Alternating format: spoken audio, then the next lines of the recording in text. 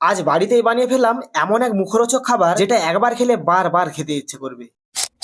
গত পরশুদিন গিয়েছিলাম দোল মেলা দেখতে। মেলাতে বসেছিল এক মশলা মুড়ির দোকান। তবে জানোই তো মেলাতে বা কোনো বাস অথবা ট্রেনে মশলা মুড়ির দাম কেমন আর পরিমাণে কতটা দেয়। তাই আজ হঠাৎই ঠিক করলাম মশলা মুড়ি বানাবো। তাই সন্ধে হতে বসে পড়লাম মশলা মুড়ি বানাতে। হাতের কাছে যা উপকরণ ছিল সেগুলো দিয়ে শুরু করে দিলাম। প্রথমে কয়েকটা শসা একদম ছোট ছোট করে কেটে নিলাম। তারপরে কেটে নিলাম পেঁয়াজ কাটা হয়ে গেলে কেটে নিলাম টমেটো। এরপর কেটে নিলাম ধনেপাতা আর কাঁচা লঙ্কা। আসলে মশলা মুড়িতে আরো অনেক কিছুই লাগে, কিন্তু এই মুহূর্তে সব উপকরণ আমার কাছে নেই। তাই হাতের সামনে যা কিছুই পেয়েছি সেগুলো দিয়ে শুরু করে দিয়েছি। এরপর একটা পাত্রে পরিমাণ মতন মুড়ি নিয়ে নিলাম। আমি একটু বেশি নিয়েছি কারণ আজ বাড়ির সবাই মিলেই খাবো। এরপর সব কেটে রাখা উপকরণগুলি দিয়ে শুরু করে দিলাম মেন কাজ, ভালো করে মুড়ি মাখানো। তবে জানি না দোকানের মতন হবে কিনা, তবে আশা করছি খুব একটা খারাপ হবে না। চলো এবার এটা টেস্ট করে দেখি কেমন হয়েছে। সত্যি বলতে এতটা সুন্দর হবে যেটা তো আমি একদম আশা করি। এই সন্ধ্যের সময় যদি এক কাপ চা আর এর সঙ্গে মশলা মুড়ি থাকে তাহলে তো এই সন্ধ্যাটা একেবারে জমে যায়। আমাকে তো মশলা মুড়ি খেতে খুবই ভালো লাগে। তোমাদেরকে কেমন লাগে অবশ্যই কমেন্টে জানিও। আর ভিডিওটি ভালো লাগলে একটি লাইক করে চ্যানেলটিকে সাবস্ক্রাইব করে দিও।